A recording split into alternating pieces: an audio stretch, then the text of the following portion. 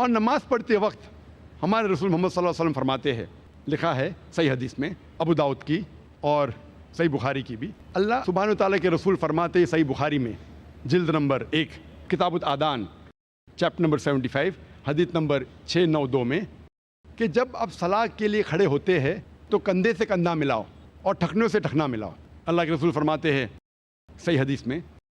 سنن ابو داؤد میں جلد نمبر 2 کتاب الصلاح حدیث نمبر 666 میں کہ جب آپ صلاح کے لیے کھڑے ہوتے ہیں تو کندھے سے کندھا ملاؤ اور بیچ میں کوئی جگہ مت چھوڑو کہ شیطان بیچ میں گھسے۔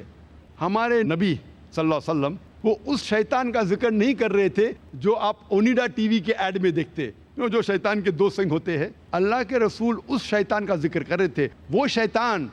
آپ انسانوں کے درمیان بھید بھاؤ پیدا کرتا ہے، رنگ کا، دولت کا، اونچ نیچ۔ جب ہم صلاح کے لیے کھڑے ہوتے ہیں، مسلمان کے لیے فرض ہے کہ وہ کندھے سے کندھا ملائے۔ آپ کے سامنے چاہے راجا کھڑا ہو یا فقیر، امیر یا غریب، گورا یا کالا، آپ کے لیے فرض ہے کہ آپ کندھے سے کندھا ملائیں۔